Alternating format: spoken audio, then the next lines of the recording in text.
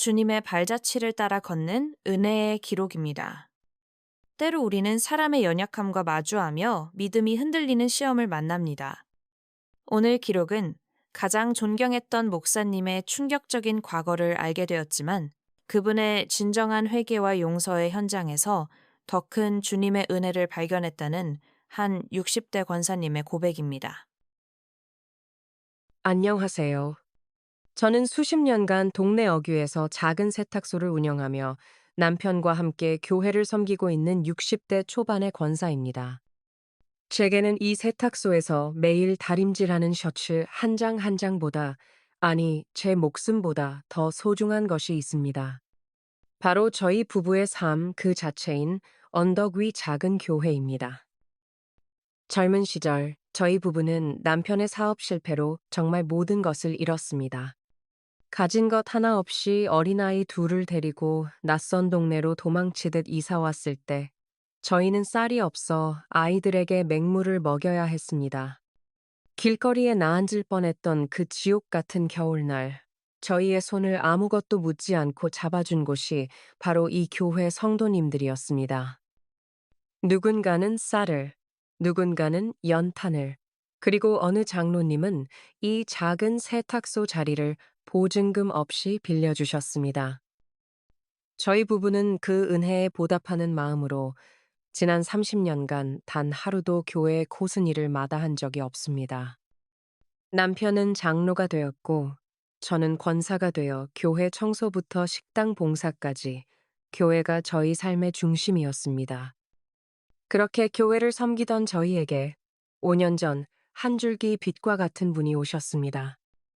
바로 지금의 담임 목사님이십니다. 목사님이 부임하시기 전 저희 교회는 솔직히 조금 침체되어 있었습니다. 연로하신 원로 목사님은 좋은 분이셨지만 성도들은 영적으로 목말라 있었습니다. 그런데 40 후반의 젊은 목사님이 부임하시면서 교회가 달라지기 시작했습니다. 그분의 말씀은 그저 지식이나 교리가 아니었습니다. 깊은 묵상에서 길어올린 진실한 영혼의 울림이 있었습니다. 상처받은 자를 위로하고 잠자던 영혼을 깨우는 힘이 있었습니다. 또한 그분은 흠잡을 데 없이 온화한 성품을 지니셨습니다.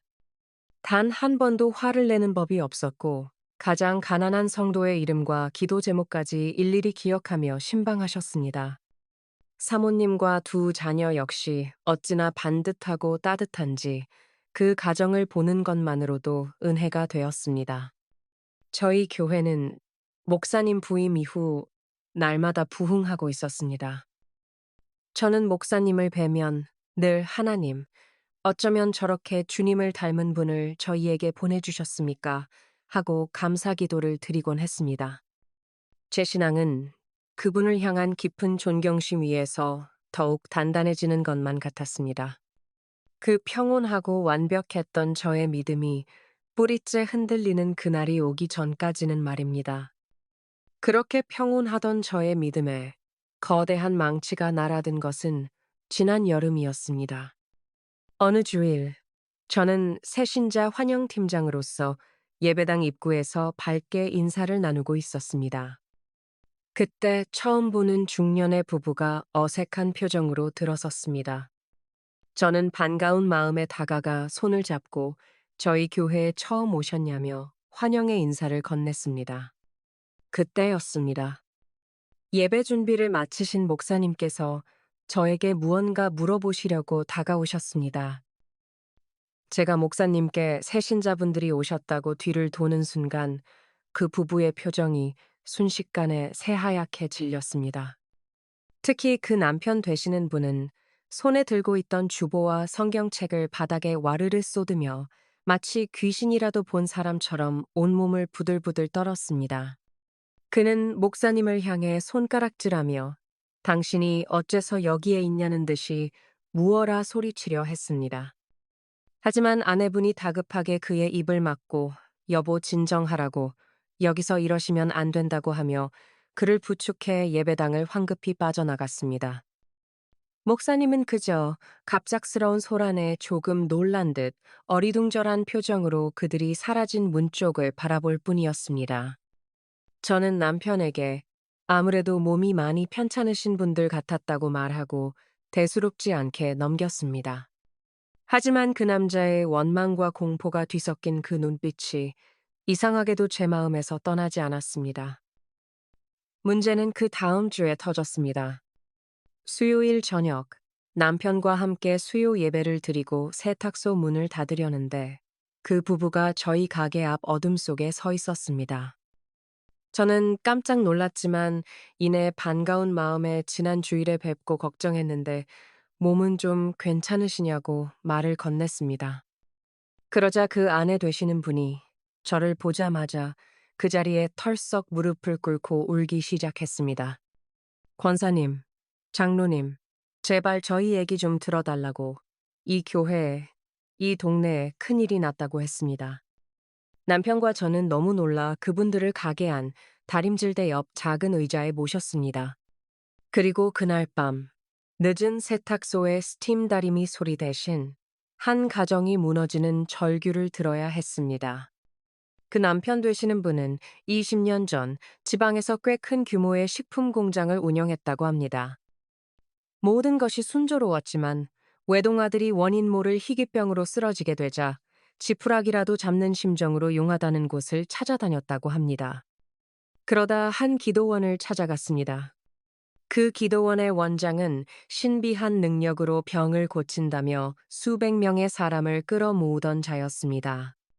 그는 남편에게 공장 터에 깃든 악한 영이 아이의 생명을 갉아먹고 있으니 당장 모든 것을 팔아 주님께 바쳐야 아이가 산다고 속삭였습니다. 결국 남편은 아픈 아이를 살려보겠다는 그 절박한 마음에 집과 공장, 땅까지 모두 팔아 그에게 거액의 헌금을 바쳤습니다. 하지만 아이의 병은 조금도 나아지지 않았습니다. 남편이 절망하며 기도원을 다시 찾았을 때 그 기도원 원장은 이미 모든 돈을 들고 사라진 후였습니다. 남편은 전 재산을 잃고 거리로 나앉았고 아이는 결국 몇 년 뒤 하늘나라로 갔습니다. 그 충격으로 아내분 역시 깊은 우울증에 시달리며 부부는 20년간 지옥 속을 헤매야 했습니다. 저는 그저 참으로 안타깝고 비극적인 사연이라고만 생각했습니다. 하지만 그 아내분이 떨리는 손으로 낡은 지갑에서 비닐 코팅된 낡은 사진 한 장을 꺼내 보이며 말했습니다. 권사님, 이게 20년 전 저희 돈을 훔쳐 달아나고 제 아들 목숨값을 가져간 그 사기꾼, 그 가짜 기도원 원장의 얼굴이라고 했습니다. 사진 속에는 지금보다 훨씬 젊었지만 의심할 여지 없이 환하게 웃고 있는 저희 담임 목사님이 있었습니다. 저는 그 사진을 본 순간 아무 생각도 할 수 없었습니다.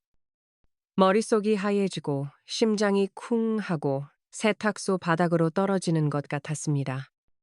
저는 저도 모르게 아니라고, 그럴 리가 없다고, 이건 닮은 사람일 거라고 소리쳤습니다. 하지만 그 남편분이 붉게 충혈된 눈으로 저를 보며 말했습니다. 권사님, 자신이 어떻게 그 얼굴을 잊겠느냐고 제 아들 목숨과 맞바꾼 저 얼굴을 잊을 수 없다고 했습니다. 그 부부가 돌아간 후 저는 세탁소 바닥에 주저앉아 남편 앞에서 엉엉 울었습니다. 그날 밤부터 제게는 지옥이 시작되었습니다. 제가 평생을 바친 교회가, 제가 가장 존경하고 따랐던 목회자가 한 가정을 무참히 파멸시킨 사기꾼이었다니. 하나님은 정말 살아계신 것인지, 어떻게 저런 자가 거룩한 강단에 서서 매주 말씀을 전할 수 있는지, 제 30년 믿음은 송두리째 흔들렸습니다. 주일 예배 시간이 다가오는 것이 두려웠습니다. 꿀송이처럼 달게만 들리던 목사님의 설교가 이제는 역겨운 위선으로 들릴 것만 같았습니다. 저는 결국 몸이 아프다는 핑계를 대고 평생 빠진 적 없던 주일 예배에 나가지 않았습니다. 그 부부는 매일같이 제게 전화를 걸어왔습니다. 당장 목사님을 고발하고 모든 언론과 교회 앞에 이 사실을 알려야 한다고 했습니다. 저는 차마 그럴 수도, 그렇다고 이 일을 덮을 수도 없었습니다. 교회를 지키고 싶은 마음과 진실을 밝혀야 한다는 마음이 저를 갈기갈기 찢어 놓았습니다. 저는 그저 세탁소 구석에 처박혀 울기만 했습니다. 남편은 저보다 더 침착했지만 역시 깊은 시름에 빠졌습니다. 장로로서 이 일을 어떻게 해야 할지 매일 밤을 뜬 눈으로 지새웠습니다. 그렇게 지옥 같은 일주일을 보낸 토요일 밤이었습니다. 그 부부는 내일 주일 예배에 와서 모든 것을 폭로하겠다고 통보한 상태였습니다. 저는 모든 것을 포기하는 심정으로 텅 빈 세탁소에서 셔츠만 다리고 있었습니다. 그때 가게 문을 닫으려는데 목사님이 저를 찾아오셨습니다. 목사님은 저희를 부르시더니 권사님, 장로님, 잠시 드릴 말씀이 있다고 하셨습니다. 목사님의 얼굴은 제가 알던 그 온화한 얼굴이 아니었습니다.